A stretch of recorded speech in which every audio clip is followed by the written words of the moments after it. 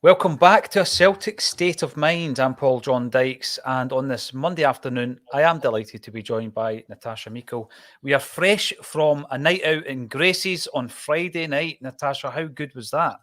Oh, it was fantastic. What a night. We're definitely fresh now. I'm not sure everyone was fresh on the Saturday morning following such a great night at Gracie's, but it really was a fantastic evening, wasn't it? Susan Finley, who's coming up in the comments there, it was lovely to meet you too. Glad you've recovered as well. And yeah, it was great. It was a privilege to listen to Brian McClare. He's just such a captivating, engaging storyteller, and that makes for a really great evening. And like we touched on, so great to meet so many of the listeners. So thank you to everyone who did come along. And I think something that we talked about before as well, Paul John, is that I think when you're doing this show from home, it's very easy to forget how many people are actually tuning in. You know, I get caught up in it. You do too, the other contributors do, and it just feels like a discussion between you and whoever else is on the screen with you about all things Celtic in the same way that so many people do with their friends at home, in a pub, wherever.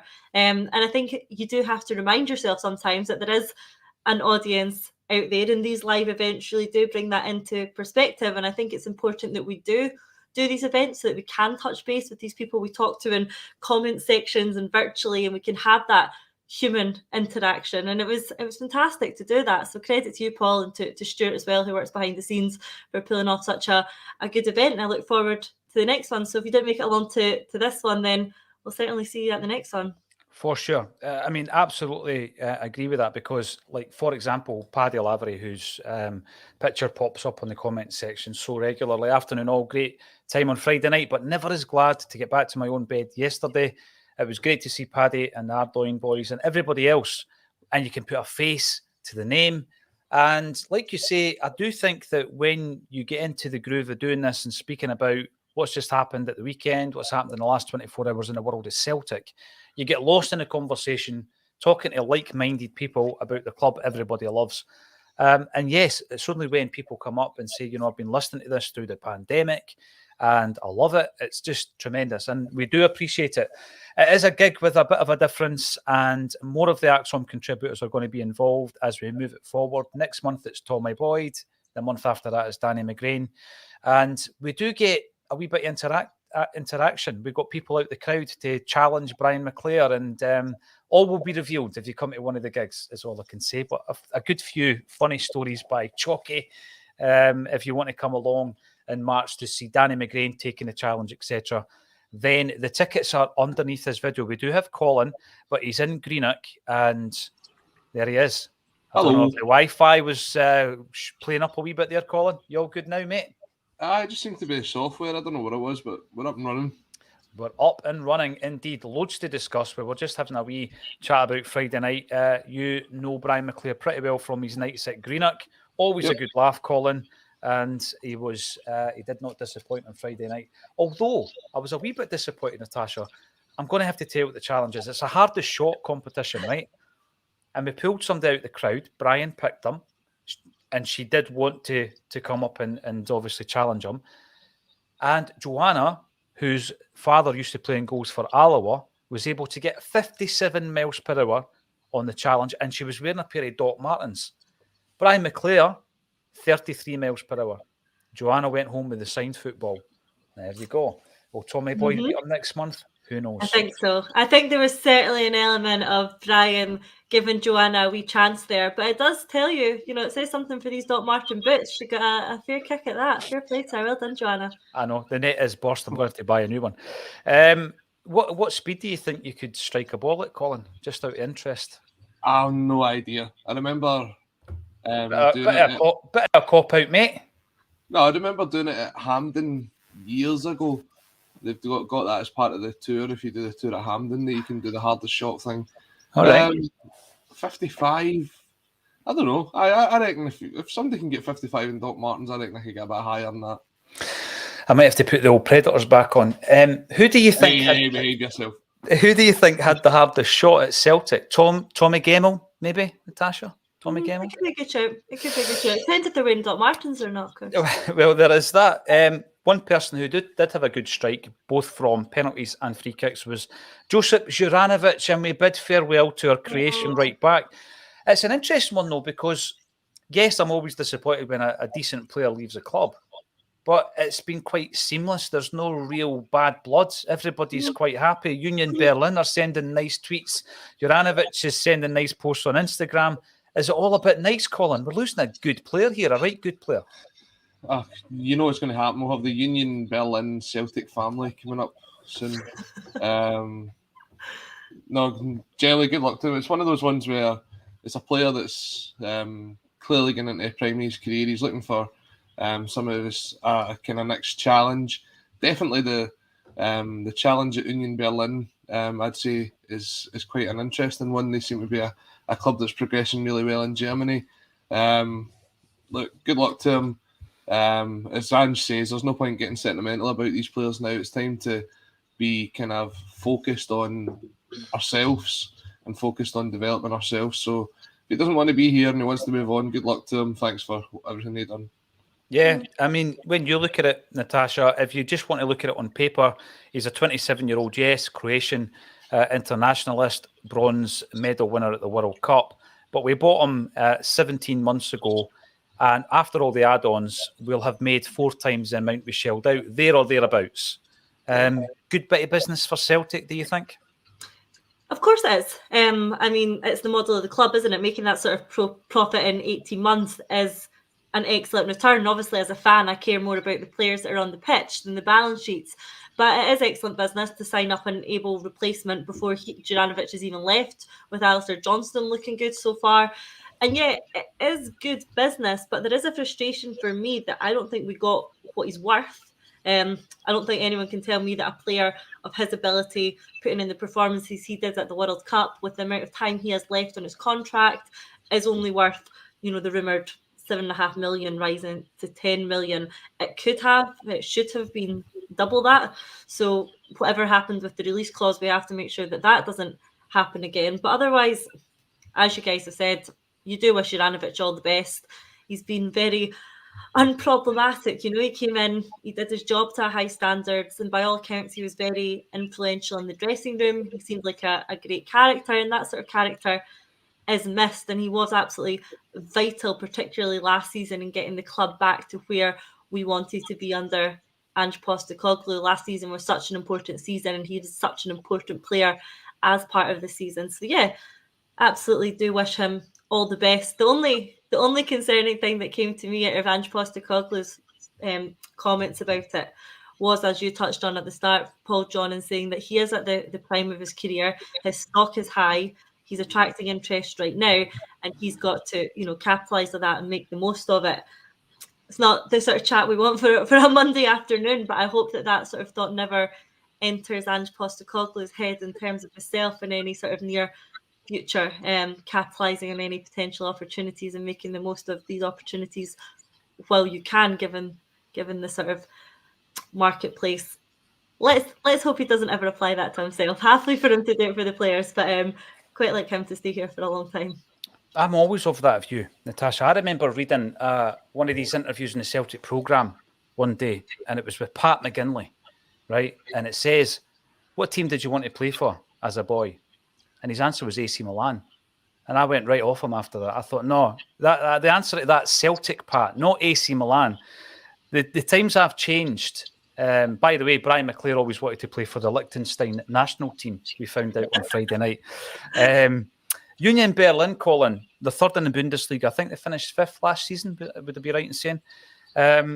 After making 53 appearances, scoring 6 goals, I get that he's probably at that time in terms of the wage structure, coming in as a 2.8 million pound footballer, that he's not at the top end of the scale. So I can see why he would move to change that. Is it a good move in a football sense, or is he just going to play more in the environment that Union Berlin play in, i.e. probably one of the biggest 6 leagues in Europe, certainly? Yeah, I'd say it's probably the best league in the world, to be perfectly honest, the Bundesliga. You look at the competition that's there, you look at the potential opportunities that might come to them. Certainly, the likes have come up against Dortmund and Bayern Munich and Schalke. Not Schalke, sorry, because they're rubbish. But the likes of Leipzig and teams like that, that's quite an exciting prospect. as opposed to maybe a Wednesday night away at St Mirren or Ross County. So, I can understand that. Obviously, he's made his move now. He's joined quite a number of kind of Celtic players that's made their way over there, youngsters and the likes of Jeremy Frimpong. So, look, good luck to him. I think it is more the environment, as you say, and the fact that Union are sort of one of these teams that are progressively getting better. They were top of the Bundesliga for quite a long period of time this season. So good luck to them. And it's good to see a kind of team that's using the transfer market well in Germany as opposed to Bayern Munich, who sort of bought their success for a long period of time. When I look back at one of the players you mentioned there, with Jeremy Frimpong, I think about the fact that he was a player that for the first time in a while got us off our seats. He was very exciting when he first came into the side. I remember his performance in the League Cup final against Rangers was brilliant, even though he got sent off. He was probably the best player on the pitch. When you look back on Juranović, Colin, what are your memories of him as a Celtic player? You've got to think of that debut at Ibrox, where he came in and he looked so comfortable. And then it's kind of interesting because a lot of the time you think back to Juranović, you think back to how he played left back because of the start that Anthony Ralston had. And I think what you saw from Ralston is he knew Juranović was this quality player and it helped develop his career as well. So I would say you've got to sort of thank him for that development of Ralston too. As much as it's got to do with Ange, I think it's got to do with Juranović. But if you had to kind of highlight one moment, I'd probably say it was that Panenka penalty in Europe. How cool can someone be to do that? But he'll be a miss. We need a proper penalty taker, or maybe we don't now that Aaron Mooy's here. We'll go on to that. But yeah, it was good to see him. Absolutely was. And one of the big positives that I can take from this, Natasha, is you're disappointed he goes, but we've done our business. We've got Johnston in, we've got Ralston at the club. So although I never like seeing quality players leaving Celtic, I'm pretty confident with the two right backs that we've got.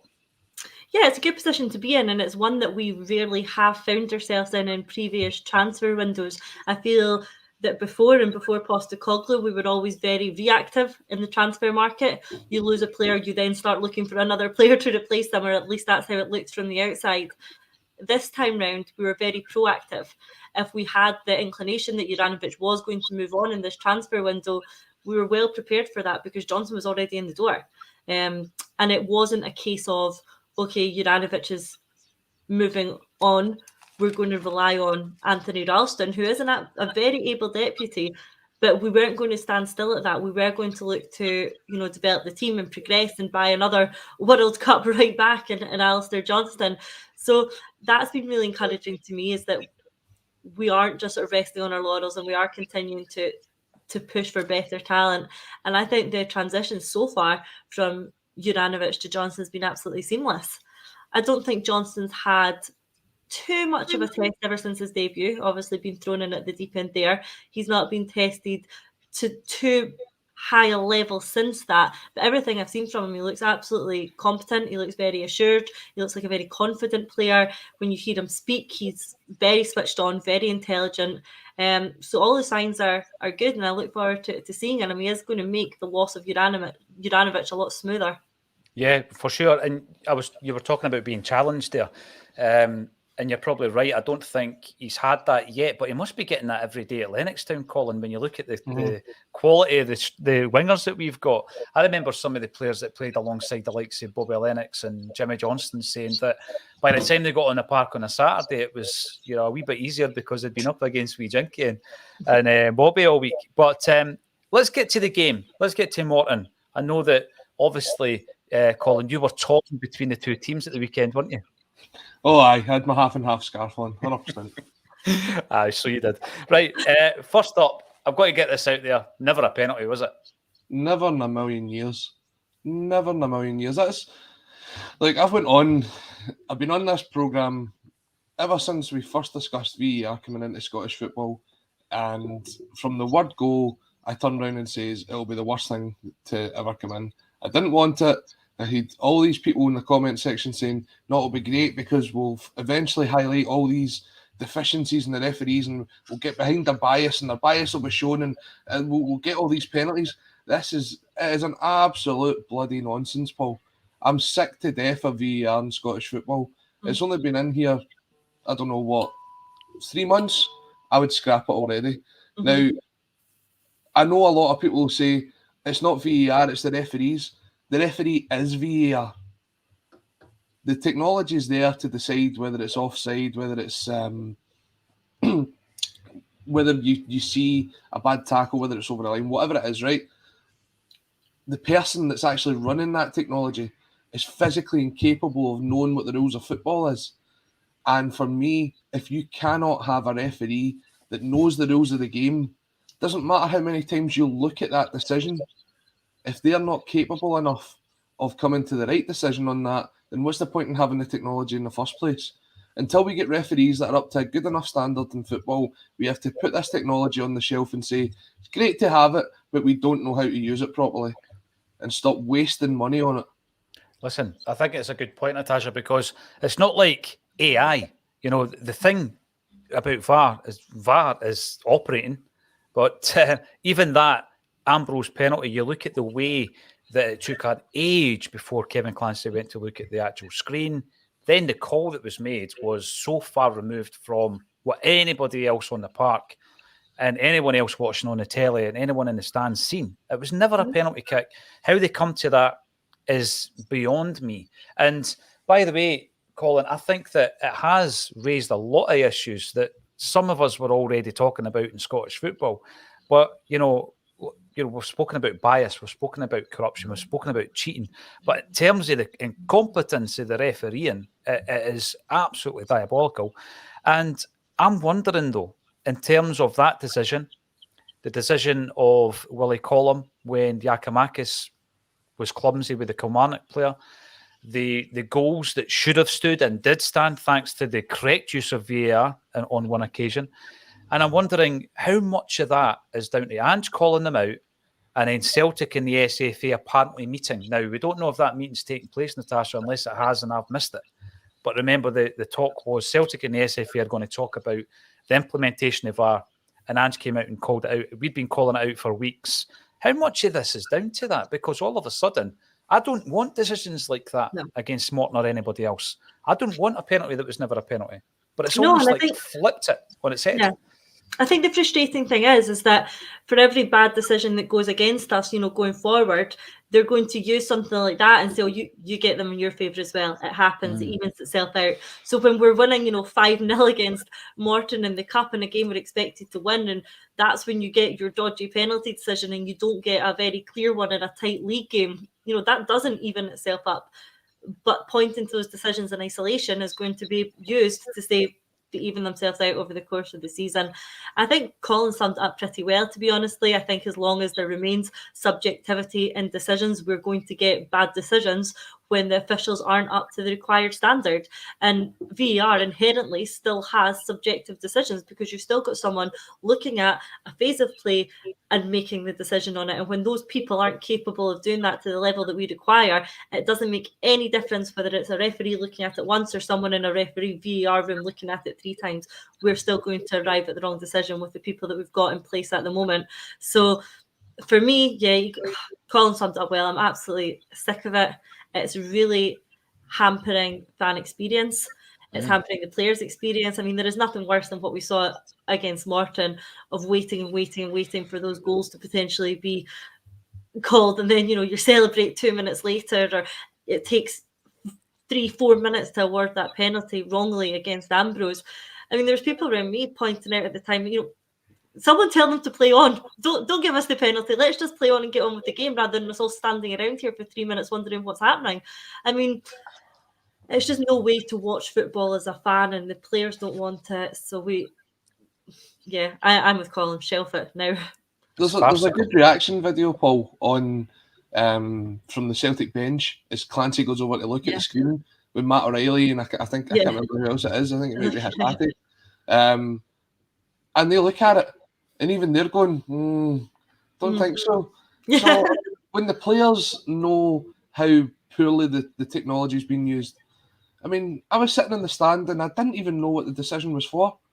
I had to actually ask my brother sitting next to us, is that for us or for them? Mhm. Because it felt as if the play just carried on for such a long period of time that we didn't know what was going on. And look, the fact as well is you saw it back in the highlights again. Clancy's saying, it's not me. It's not my problem. It's not me. It's not my fault. I'm not doing this. The referees have got to step up and take responsibility now. I mean, he's the one that was sent over to the screen. It'd be great. The guys in wherever they are in Scotland that are watching the VAR and they're saying to Kevin Clancy, we think this might be a handball, go and take a look at it. Clancy's got to have the sort of power He's got the final say. Yeah. Thanks very much for highlighting that to me, but that's never a penalty. No. So I don't know if you've got the clip, Paul, but the one I sent you last night, the Australian referee Jared Gillett, he was mic'd up in his last ever game in the A-League, and the VAR decision that he had to give there, you heard the communication between the assistant referee, the referee, and the VAR official, what they were looking for, what they were deciding, and how clear the decision was. And after that decision, he explained it to both the coaches and to the captain of the opposition team. Now, I reckon there was quite a lot of Celtic players walking off that park not knowing who the handball was given against, what it was for, probably sitting there unaware of what it was. Now, I'm not saying that we need to develop this technology right away and get the refs mic'd up, but I think it would really add to the game if you could understand or see a replay even on the big screen of what this is meant to be about, because it's ruining the fan experience. As Natasha says, you're sitting there for at least 3 minutes on Saturday going, what's going on here? The players are unaware, the coaches are unaware. You saw Dougie Imrie, his look of disgust as Clancy was walking back onto the park. He knew exactly what was happening. Everybody knows when you go to that monitor that it's just going to go against you. Not once do you see somebody go to the monitor and change their mind. No. The ref needs to be strong in that position, though, Colin. Like you say, you're looking at it and you've got to overrule those in the VAR operations room or transit van. The YouTube video you're referring to is, look it up on YouTube. Obviously, we don't have the rights to show it on our show, but mixed up an exclusive look at a referee's perspective of an A-League game. Look it up on YouTube. Because I agree, Colin, having watched that last night, it would definitely make it a lot more transparent because everybody's bemused. Did you feel sorry a wee bit for Effie? Yeah, of course you did. Poor Effie Ambrose, you did. My heart went out to him. Poor Effie Ambrose. What a shame. Listen, I'm keen to get the comments of our listeners in because, as Natasha said at the top of the show, it's fantastic to finally meet a lot of these names and faces that you only see on the screen. We do appreciate everybody supporting what Acsom is doing. And we'll keep, obviously, meeting you as the year progresses. Jungle Lion, C. Jackson this morning, yet again with woeful journalism saying dealers rattled. Ange, we're going to come to that because there's a lot of narratives at the moment that just don't stack up. At Celtic Follower on the YouTube, glad to see you joining the comment section. Sad to see Juranović go, but Johnson slotted in impeccably and will challenge Ralston. As for O, he certainly isn't a slouch. And with youth on his side, I think we've found another bargain. We are definitely going to be looking at who may well be the replacement for the potentially outgoing Giakoumakis. There is lots to do. And this is something I know Colin will have an opinion on. Jungle Lion, need Taylor back as soon as possible. We'll have a wee chat about who is slotting in at left back. But before we do it, we're talking about narratives, right? And I was hearing over the weekend how it was a game changer, the penalty. By the way, everybody on this particular broadcast has said never a penalty. It was a game changer and Morton were in and Morton were on top. I watched it back this morning, right? Here's my observations this morning. Now, I thought that they equipped themselves really, really well, particularly the fact that at Celtic Park, they're a division below us, and Celtic are in great form. But if you actually watch it back, this narrative of 15 minutes, Morton, absolute nonsense, right? So Celtic controlled the first 5 minutes of the game. Morton barely touched the ball, right? But then they get a corner, and it was our ex-player, Calvin Miller, gets a corner down the left-hand side. And for 6 minutes, Morton put on a wee bit of pressure on Celtic. There's a shot by Crawford in 7 minutes. They throw the ball in, long throw-ins, and they get a corner at 11 minutes. So from 5 minutes to 11 minutes, Morton are in the game. From 11 minutes, Celtic take control. There's 2 occasions, one with Maeda coming down the left-hand side, one with Abada coming down the right, and then we get the penalty. So this narrative that Morton were on top for 15 minutes, the penalty changed the game, it's all a bit of a nonsense, to be honest with you, when you watch it back. It was more their performance dipped, I felt, Natasha. And in particular, if you look at Ambrose, so the head's down, the shoulders are down, the momentum has been broken by the VAR check, and then Ambrose makes a mistake for the second. So I think maybe the momentum was broken by VAR, but at no point for 15 minutes were Morton on top. I'm not buying that at all. No, I mean, that's ridiculous spin to try and put on it. I'm not saying that they didn't have good spells in the opening 15 minutes. They did, like you touched on, but I don't think they were dominating and on top or anything close to that. Listen, the opening 10, 15 minutes of a cup game can be like that. It's frantic. Team comes out the traps, especially a team a league below playing somewhere at Celtic Park. They came out flying, and fair play to them. All credit to them for that. A penalty decision is very unlikely to have changed that game. Yes, it did stop Morton's momentum. I do think the heads went down a bit when you lose a decision like that. But over the course of the game, I really don't think that moment was going to have an impact on the result of the tie. You just have to look at the stats themselves. Across the whole game, Celtic had something like 80% possession. We had 31 shots, 12 on target, something like that. We were very, very dominant. Yes, Morton might have had spells, but there was absolutely no way that decision, as wrong as it was, which we've already said, there's no way that decision for me is going to change the outcome of the tie. What's your thoughts, Colin? I know that it's your hometown team, so you've got a little bit of a soft spot for them. You've got the half and half scarf. What was your take on these comments? It was, I didn't buy it totally. I mean, I thought Morton did start pretty well, as you say. That sort of 5-10 minute spell that they had, I was impressed with the likes of Jai Katongo down the right-hand side. I thought he was skipping past Bernabei at times. It really exposed Bernabei quite a lot. We seemed to get a wee bit flustered from Lewis Strapp's long throws. And apart from that, I don't think Robbie Muirhead really touched the ball. You see the shot from Crawford. It was a case of Morton let that decision get to them. And you could see it from that point onwards. The mistakes that they were making, they wanted too much time on the ball. I'm thinking of times where Maeda robbed Grimshaw right back to get his shot away. Strap was having a bit of a nightmare against Abada. Abada was getting past him all the time. That's why Strap came off at half-time. Kyogo, you can see it for his 4th goal, gets ahead of the defender. I can't remember which defender it was. And obviously, Efe Ambrose's mistake for the 2nd goal. It was just one of those ones where the concentration went after that decision. Yeah. But it's not to say that decision wouldn't. Like, if we didn't have that decision, Morton wouldn't have done that anyway, because they have been a team this season where when they've conceded one, they've went on to concede quite a few. And they were going into this game with the sort of momentum against them. They went 11 games unbeaten for a period, and then they've lost the last couple. So it is one of those things. I was impressed with some of the players that came on. I thought Alexander King at left back, when he came on to replace Strap, played really well with the number 25. And Jai Katongo, as I said, impressed me as well. But Morton don't come away from that game totally embarrassed. I think what we saw was the clash between a team that's at the top of the Premier League and a team that's sort of battling for the playoff spots in the Championship. And a team, to be honest, that are very, very underfunded. So, well done to Dougie for his performances so far this season. I'm sure they'll walk away after this game with quite a bit of money, because that was a fairly decent crowd there on Saturday as well. Better than what I expected. And hopefully they invest that. And I'd love to see Morton up, because they're a proper football team with a proper ground. Capello is a fantastic ground. It'd be good to see them in the Premier League. Who do you want promoted, Natasha? I want to see Queen's Park in the league. I've got to say, first time since 1957, I think it is. I would if they didn't have that tiny stadium. Yeah. What's that, Colin? I said I would if they didn't have that tiny stadium. However, what if they do get promoted, right? I'm just going to float this. And they approach the authorities, and the big games, i.e. Celtic and Rangers, they ask to play them somewhere else, a mutual venue.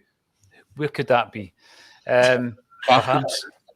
Well, who do you want to get promoted, Natasha? I wouldn't be against Queen's Park, to be honest. I think that would be quite a nice little away day, something a bit different, something, reminding me of some of the old cup ties we played over the last few seasons, Alloa and things like that. Going to that sort of away ground always felt, a bit like old school football, and I quite like that. So I think, I wouldn't be against seeing them come up. I remember back in the 90s, sorry, let me take a wee walk into down memory lane. Do you know how old me and Colin are? Oh, Natasha, by the way, Whitehill Welfare. Celtic drew Whitehill Welfare in the Cup. And I think we played that game at Easter Road, actually. And then the other one I always remember is Meadowbank Thistle, which was part of the run for us winning the Scottish Cup in 1995. We played Meadowbank Thistle at Hampden. And it wasn't as though we beat them 6-0. I think Whitehill Welfare was 3-0. Simon Donnelly scored. And then the other game, Meadowbank, probably 3-0 as well. So sometimes, the occasion and all that kind of stuff really makes the other team and the momentum and, they outperform themselves. And I think for the first wee bit, Morton had that. They had that spring in their step, didn't they? Durban Culture, welcome back to the comments. Ange will go nowhere for at least 18 months. Relax. You are, of course, talking about the constant rumours that English Premier League clubs are going to be interested in him. I think it's unfinished monkey business up here, as they call it. And there's no way that Ange is going to leave until that business is done. But I do want to talk about narratives. We're on the subject of narratives, right? And sometimes people get so obsessed with the success of others that they can't stop talking about them. And often they make things up. So I was looking at this quote here at the weekend. In the last 12 months, he spent more than what Steven Gerrard spent in 3.5 years. Who said that, Colin? Whose quote was that? It wouldn't be the incumbent Rangers manager, would it? I mean, what an absolute nonsense. They don't like us and they don't talk about us at all. See, if someone continually goes on about you, Natasha, like that, it's because they're rattled. It's no the other way around. I mean, if you just have to know Ange's character, Ange is not rattled. I don't think I've ever seen Ange rattled. He gets passionate with his teams at half-time maybe and gets, that sort of way. But he's not rattled. He's definitely not going to be rattled by the comments of an opposition manager. He is not the sort of guy who ever looks on over the fence. He's talked about this before. He focuses on his own team, what he's doing, anything that's happening across the city, any comments that are coming from across the city, like he said before, will have absolutely no relevance or no interest to him. So to suggest that he's been rattled by any of that is just an absolute nonsense. I think when you look at it, there's a narrative that comes from that side of the city where if they say something often enough, they believe it themselves. The whole being the Premier Scottish club, being on top after winning one league trophy in 10 years, being the most successful football club in the world and all that. Keep saying it. The more they say it, the more they try and make it into being fact. And the facts are out there in black and white. Our transfer spending is actually in a positive over the last 4 transfer windows. We, as we said there, have sold Josip Juranović for 7.5, rising to 10 million. Of that, we'll probably sign 3 or 4 players. Mm-hmm. Now, somebody call financial fair play because apparently, according to Michael Beale, that's not allowed. But it just shows if you're clever enough, then you can have a strategy where you sell players and reinvest it. And then that reinvestment, when it works, gets you into Europe, which means you can reinvest that again. Mm-hmm. It's simple, speculate to accumulate without actually, as they have been over the last 10 years of existence, spending money that they haven't got, that they can't reinvest because they don't get it back in. It's simple. It is. When people call somebody lucky, Natasha, if they're having success, they're lucky. I always remember the comment, I think it was Jack Nicklaus that said, it's funny that because the more I practice, the luckier I get. And I think that when you look at Ange, what luck did Ange have in his first season at Celtic? There's no such thing as getting by in life just through luck. You get by through hard work and dedication, and that's exactly what Ange has proven. It even brings me back to one of the questions he was asked about his midfield and the way he rotated it and trying to find his best midfield. And the question that was put to him by one of the journalists was it just a case of trial and error to see what your best midfield is. And you could see Ange's face changed. I was in the room at the time. You saw his face change the minute that was put to him. And again, that suggests that he's just luckily come across his best midfield through trial and error. It's not that. It's the hours of work, it's the hours of time on the training ground, watching all these different formations, analysing it, looking at the stats, which ones work best together, watching them go through session after session. That's not luck. There's a lot more logic put behind it than that. He's not getting lucky. He's working hard and he's good at what he does. That's not lucky. He comes across to me as one of those people that go, "Oh, I won £10,000 at the weekend," and you go, "How much did you put on?" "Oh, 9,000." He's one of them ones where it's like, but the big figures there, Celtic can spend 30, 40, 50 million if they want, but they're bringing that exact same money in. So at the end of the day, when you look at the accounts, it's not as if there's going to be this big 50 million black hole, because Celtic are generating the revenue to cover that. They're spending what they can afford to bring in. They're astute in the transfer market, and then obviously in all their workings of the business they are. I mean, otherwise, the question that's always brought up at these fan forums is around the main stand. Why don't we make it level with the rest of the stadium? And Celtic are looking at that and saying, well, actually, it would take us 17 years or something like that in gate receipts, additional gate receipts for the 4 or 5 games you could sell out a season to make that money back. So we're not going to do it. So every decision they make isn't reckless. It's really astute in a business sense as well. But seeing as we're on the subject of transfers, and there are quite a few ex-Celts out there that if they are sold on, we will benefit from the sell-on percentage that we've got in the contract. One such player is a left-back. Let's talk about our left-back situation, Colin. It's a subject you brought up after the game because you're not convinced with Bernabei at the moment. And I know that quite a lot of comments that are coming in about Bernabei echo your views, but my kind of counter to that was, whatever I think of him, Ange seems to rate him, because the comments just a couple of weeks ago when he was left out the team against Rangers, and obviously we played Juranović out of position, Ange came out and he was kind of raving about him. He says he's come on leaps and bounds. He's nowhere near Taylor level, right? He's getting a bit of stick, but should we not look at the examples of 2 of our fullbacks, Taylor and Ralston, the stick they got, the length of time it got them to kind of get into the groove? Is it a wee bit kind of premature to be writing off the young lad? Because he is still young. To an extent, probably, Paul, but at the minute, he is our number 1 left-back because of the injury to Greg Taylor. Now, when Greg Taylor is fit again, whenever that may be, he'll walk back into the team. And what we say is we're looking for competition for places, and we've always said about this, having 2 players for each position that can push on and that can develop players and that can make them better. Just like we spoke about earlier on with Juranović and Ralston, and how it helped them both develop, because they knew that if they had a poor performance, they were straight back out of the team. I thought Bernabei on Saturday had a pretty poor game. As I say, I thought Katongo kind of ran him ragged for most of the first half. And we saw at Ibrox that Ange decided to bring on Juranović at left back over Bernabei, who was on the bench as well. So as much as Ange can come out and say these things, the actions speak louder than words.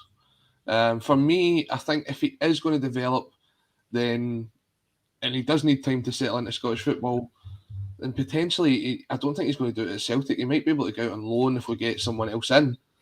But we're kind of sitting here and we're at the stage where if this was maybe 18 months, 2 years ago, then you'd be saying, right, we need a left back in from now till the end of the season. We'd go out there, we'd look at the loan market, and we'd bring in a Diego Laxalt, or you bring in a John Joe Kenny.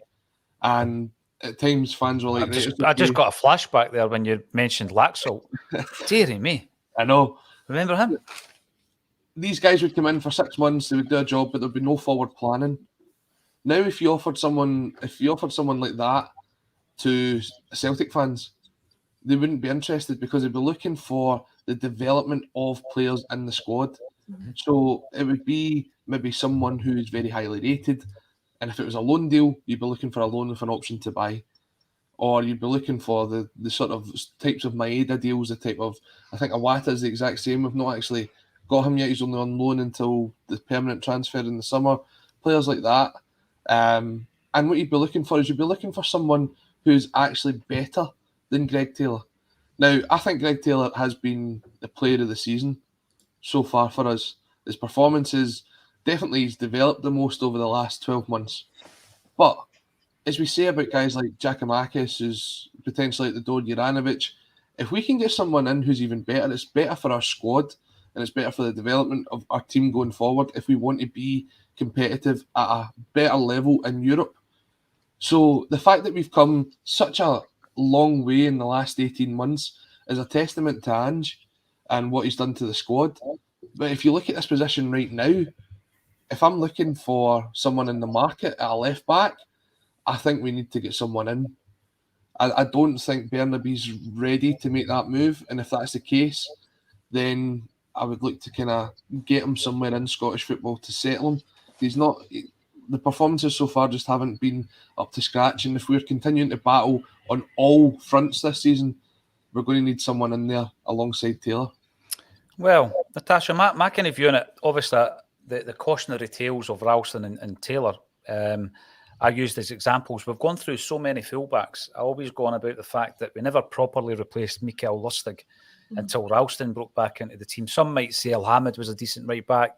Frimpong went for good money, but I didn't rate him as a right back as such. Left backs have been kind of the same since Tierney left. Greg Taylor was written off, but he, like Ralston, showed the grit, determination, and got into that team. And like Colin says, he's been one of the best performers, if not the best performer this season. But we've had people like Bolingoli coming and going, Diego Laxalt, now with Dynamo Moscow, by the way. I had to look that up. I forgot where he went. He went to Dynamo Moscow. And we've now got Bernabe. But when I go to the comments that Ange made, and the possibility that Bernabe had been hit with that virus as well, by the way, that's maybe why he didn't come on when Taylor got injured. I think Ange is behind him. He's got his back. He thinks he's a good enough prospect. He's been signed, big investment, long-term contract. I don't see us looking elsewhere at the moment. My only concern is in the big games, the tough matches between now and the end of the season, if Starfelt's playing in his non-favoured left-hand side of the centre-half partnership and Bernabe is beside him, then that's an area of the park I'm not happy with, I've got to say. Yeah. But I don't think we're going to go out because it's short-termism and we're trying to get away from that, aren't we, and bring someone else into the club. I don't see us bringing another left back in. Not while we've got Greg Taylor, who you have rightly pointed out is, in my opinion, the best player for us this season. Absolutely consistent, doesn't put a foot wrong, and absolutely all credit to him for getting himself into that position over the last year or so. Bernabe needs more time. He's a young player. I agree with Colin that perhaps his performances haven't been up to scratch. I've not been overly impressed by him yet. But he's not played a lot of football for us yet. He's still trying to make that position his own. He's still trying to learn. He's still trying to develop. And yes, what we are seeing is him on the pitch, and it hasn't been overly impressive yet. But what Ange is seeing is whatever he's doing in training, day in, day out, for hours and hours and hours on that training pitch, during their game time on the pitch, at training, everything like that is what Ange is judging his opinion off of. What we're judging our opinion off of is something completely different. So our opinion may differ from Ange's in terms of the prospects of this young guy. For me, no, I'm not very excited by him just yet, but I do think he has potential. I think there is definitely potential that he can become a very good left back for us. There's potential that he won't, but I'm going to remain positive on this one. I think that there is something there. There is a good player there that we just need to nurture, develop, give as much game time as we possibly can. He is our asset now. He is our player. So let's focus on him and developing him rather than starting to look for another replacement, a new left back, which potentially wouldn't be any better than what we've got. I think of that area of the park as well, Colin. And I mentioned there, if you've got Starfelt on the left-hand side of the centre defensive area, Bernabe beside him and Jota in front of him, that in terms of defensive quality isn't strong enough for me. You remove Bernabe and put in Taylor, all of a sudden it's a completely different outlook, and it shows you how important Taylor is. And by the way, I love Jota, but in terms of his defensive play, if you're playing Bernabe at left back, you need Maeda in front of him because he's got the run and he's got the defensive qualities that I don't think Jota has. But it does show you the importance of Greg Taylor when he's not in the side. Now, Keith Oakton, you're back in, and hello from Plymouth, and I hope you're enjoying the broadcast today. Danielle comes in as well. Welcome back. Much happier with Alistair Johnston, stronger, taller, and more athletic than Juranovic. And a few people are agreeing with you. The Urban Culture says, think you may be right. JJ's head was elsewhere for a long time. I think with hindsight, you look back on that. I remember people saying on the comments that Ralston had actually been better at right back this season than Juranović. And yeah, they are only human. The head has been turned. He obviously did want the move, and we wish him all the very best. But I agree with Danielle. I think we've got a player in Johnson who obviously has got a few years on Juranović as well. And I think we're going to try and do something similar with the Giakoumakis situation. So obviously the player that's on everyone's lips at the moment, Colin, is O. And is O on his way? Apparently, he's been spotted in Glasgow. We're talking £2.5 million. He's a 21-year-old centre forward, and he is currently playing for Suwon Blue Wings, South Korean. 1 cap, 93 appearances, 23 goals.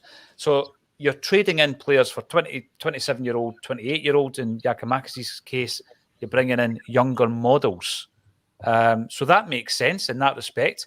And also what would make sense is whereby Giakoumakis doesn't want to play second fiddle to Kyogo, you bring in O, and I think he would gladly be that player that would learn from Kyogo, play second fiddle, take the game time when it's available. It seems, again, like a no-brainer, and that's before Giakoumakis has even left the building. Yeah. It's interesting bringing someone like that in, as you say. He's only 21 years old. Still got a lot of development to do in his game. 7 goals, I think it was, in the K-League last season, or so far this season. I'm not 100% sure. I'll reserve judgment until I see him play. But my views almost kind of swayed on some of the players of that sort of same stature that we've signed over the years, guys like Vacuum Bio and players like that needed to develop, but we kind of need them to almost come in and make an impact right away, especially if someone like Kyogo gets injured. Could we rely on O to lead the line? I don't really know. I don't think it'll be the last signing that we make. I trust Ange's judgment that he'll bring something to the team, however long that may be, whether it's immediately or whether it's at the start of next season once he's had a couple of months under his belt. But I think if that's our last signing, we're still a bit short up front. I would still like to see us bring someone else in that's maybe got that wee bit more experience as well. See, when you look at the type of player and what Colin's saying there, I totally get what he's saying, Natasha. If you bring in a Giakoumakis, a guy who's already scoring goals at international level, the age is a big element because he's thinking time's running out, which is a bizarre thing when you're only 27, 28 years of age. It might be the last big move, and they've got their eye on that. Whereas if you bring a player in like Giakoumakis and Juranović, you might have to accept that within 18 months they're looking for a move. However, you bring in O, and that may not be the same issue unless he was to hit the ground running Hatate style, you know. So it's a fine balance to make, but I'm not disagreeing with Colin on this one. I think if we do bring him in, I'm not a grudge calling him untested. I'm not calling him untested, but he's fairly inexperienced with what we're going to be asking him to do in terms of the amount of football you're playing next season, playing in the Champions League.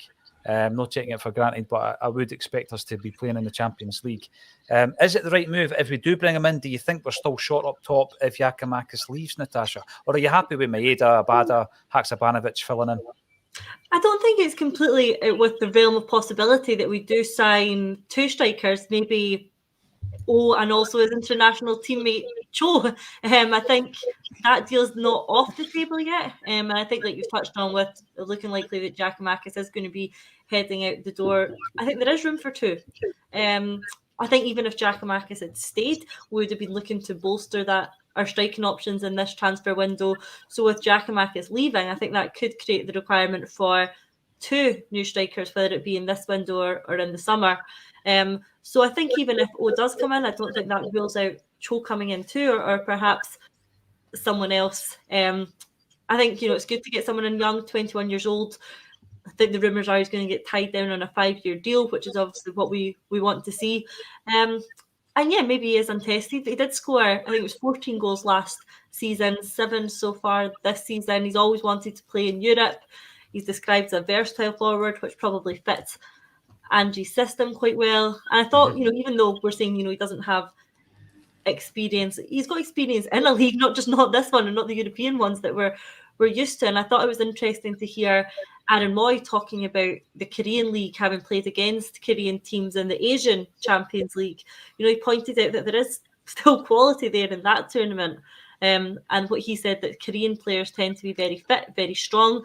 And I think that's something that could be well suited to the Scottish League, which could maybe make the transition a bit easier for a player like Oh. So I'm looking forward to seeing him. I think it's good to bolster our attacking options. And if Ange sees a player there, then I'm looking forward to seeing him too. I'm looking forward to hearing the song if we get Oh, Cho and Kyo Go. I don't know what the song is. I'm sure there's a song. Paul, can I just bring this up for Tony Cassidy here about Cho and how apparently his rep was present at Celtic Park on Saturday. Can I debunk that? That is not a rep from the Korean team. That is a physics teacher from St Columba's High School in Goo. Close enough. That was a physics teacher by the name of Mr. Faulkner, who was at the game on Saturday. Mr. Faulkner's son-in-law is Eric Partalou, who used to play for Morton, but also played for Brisbane Roar under Ange Postecoglou, and still has a bit of a relationship with Ange. I'm impressed with this, Colin, by the way. Eric, if you want to debunk a story, this is a level of detail I want. Eric obviously got a ticket from Ange for his father-in-law, who's a big Morton fan, to go along to the game on Saturday. And just by chance, he was obviously wearing Eric's old jacket from his time at the team in Korea. I'll not try and butcher the pronunciation, but yeah. So that wasn't a Korean agent or scout or spy or anything like that. That was Mr. Faulkner from Guruk. I'm impressed with that. Who was there? Fair play, Colin, by the way. I'm impressed with that. And by the way, Tony, great to see you on Friday night. Thanks for supporting us on the live circuit. You might never come back after Colin's debunked your theory there, though. You've also mentioned Aaron Mooy. We've got to speak about Aaron Mooy. The guy, we're talking about songs, Natasha. This guy's got his own song. Another 2 goals. He's. I mean, for me, at the moment, I'm picking him before O'Reilly. I can't drop him. Oh, he's almost first name on the team sheet for me. He's playing that well. He's been absolutely outstanding. How he never got man of the match on Saturday, I do not know. But he was certainly my man of the match. I thought he controlled the game from the middle of the park. He's excellent on the ball. He's adding goals to his game. And I've mentioned it before, but the form that he's found since the World Cup has been absolutely top-notch. And it really does show how important that experience was for him, both in terms of confidence and performance. It's something we've seen from Maeda too, but Aaron Mooy's absolutely on fire at the moment. And like you said, undroppable. Yes. You think back, Colin, to when we signed him. And to be fair, I think we were pretty balanced on Acsom, but I did see a lot of social media chat around this kind of underwhelming signing. But anyone who had played alongside him or knew what he was all about came out in the press and spoke highly of him. And I think it's taken a wee while. It has taken a wee while for this for him to bed in, but that World Cup experience has just given him a rocket. And he does seem to be undroppable at the moment, Colin. Yeah, absolutely. I was one of the ones that probably wasn't overly convinced when he made his signing at Celtic. I thought we could have maybe got someone a bit better. Little did I realise there isn't many better in Scotland than him. His performances this season have been unbelievable. I was really frustrated that he was dropped at Ibrox. Mm-hmm. I thought he could have done a lot better than some of the performances. And you saw what happened when he came on the park. We got the equaliser. Mm-hmm. Now, as you say, probably one of the first names on the team sheet. He can take a penalty. He can find a pass. He looks so composed. He kicks about the park with his slippers on. He barely breaks sweat. The guy is... he's like the way we used to say how Olivier Ntcham could be a Rolls Royce type of player, but he would only do it on certain occasions. Aaron Mooy does it week in and week out. I thought we'd banned that, Colin. I thought we'd banned the Rolls Royce analogy. Back now on a Monday, it's fine. It's all allowed.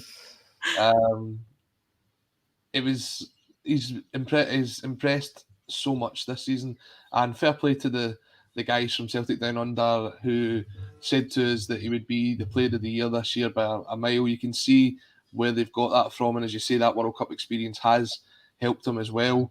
For me, I think having that experience in the team is massive. I would have him over O'Reilly at the minute. I think O'Reilly's got to work hard to get his jersey back. We've got a penalty kick taker, as I say. We've got someone who I think if you had to take Callum McGregor off the park would also step up in a captain's role as well. You can see him passing his experience throughout the team, and he's just a fantastic addition to the squad. When are we going to, Natasha, describe a footballer as a lime green Morris Minor? Because that's what Brian McClare used to drive when he played for Celtic, believe it or not. I don't think that's going to catch on. I don't. Rolls Royce. I'm sick of hearing Rolls Royce. Come on. Would you want to be in an Aston Martin? Yes. Happy with that. Natasha, the women's team were in amongst the goals. You want to bring us up to date? They gave Partick Thistle a tanking. How's Fran Alonso's side doing? Mixed over the last couple of weeks. Last weekend, Rangers dropped points, which was looking to be pretty important in terms of the title race. I know it's very early to talk about that, given how much football is still to be played. But as we've touched on all season, the top three don't drop many points, if any, to teams outside the top three. Rangers did just that last weekend, dropping points to Hearts. Celtic were then going on to try and capitalise on that and didn't manage to do so midweek, drawing 0-0 with Motherwell, which is a pretty surprising result to say the least. Put it right this weekend, thankfully, playing Partick Thistle on Sunday. Made sure that the goals were getting converted with a nice 8-0 win over Partick Thistle. So it was a blip midweek, that's what it was. Fran's relatively philosophical about it. He was very disappointed, he was very frustrated at the time, but he knew that his team had the ability to go on and put that right, putting 8 past Partick Thistle, who are actually just one place ahead of Motherwell in the league. So back on track following that one, still sitting in second position, although Rangers have a game in hand. Glasgow City are still top, but there's games coming up against both Rangers and Glasgow City in February and March, and that's before the split. So that gets pretty important as these head-to-heads. In terms of the squad itself, like we've mentioned before, losing Clarissa Larissi, who's the top scorer this season, was always going to be difficult, and we could certainly have done with her midweek against Motherwell. But the goals are coming from all over the pitch at the moment. Amy Gallagher in particular, 2 hat-tricks in a row and then a brace. So she's definitely picking up that goal-scoring mantle so far. We know that there are additions coming in. They should be here this week, we're hoping, in terms of new striking options. And we've also recently brought in an American wing-back, Hannah Kerner, who's not quite up to fitness and ready to play yet, but we expect to see her slotting into the side soon. So the girls in a good position to go on and challenge both for the one remaining cup and for the league this season. If you look at the stats alone, and I know that only tells one part of the story, they're out of the top 3. They're creating the most chances, they're scoring the most goals. So that stands them in good stead for the rest of the season. And we very much look forward to the head-to-heads against the other top 3, which are going to be very important, like I mentioned. We are a patron of the women's team at Acsom. Looking forward to getting a few tickets through so we can go and watch them, or indeed we might even allow our subscribers to go and watch the women's team at some point this season as well. I'm just going to ask you a few questions about the remainder of the transfer window then. We've still got a week to go, Colin. Will we sign 1 or 2 strikers? I would like us to sign 2. I think we may only sign 1. I'm not 100% sure Giacomakis is away. Right, that was my next question, Colin. This is like a Friday night quiz here. Natasha, 1 or 2 strikers in the door at Celtic Park. What do you think? 1. I'd like 1. 2. I think it'll be 1, and I think Giacomakis will go. Giacomakis will go. Do you think he'll stay? Did you say, Colin? I've got a wee feeling he'll stay. Yeah. Well, that would be interesting. Now, is there any shocks? Do you think there'll be any shock departures? Colin, I'll come to you first.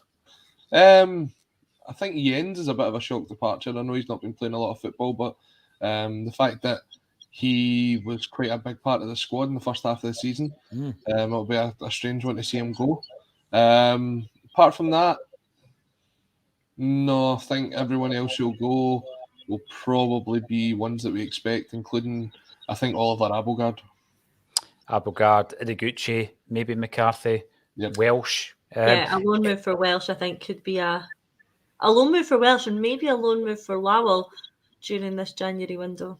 Yeah, I can see him getting some interest. Certainly, he's made the breakthrough. Rocco Vata's made the breakthrough. They've both made their debuts for Celtic this season, which is fantastic. And hopefully, if they don't go out on loan, that is, they'll get a wee bit more game time throughout the rest of the season. John Bosas, welcome to the show. Talking of undroppables, Hart, Carter Vickers, Kalmack, Mooy and Kyogo.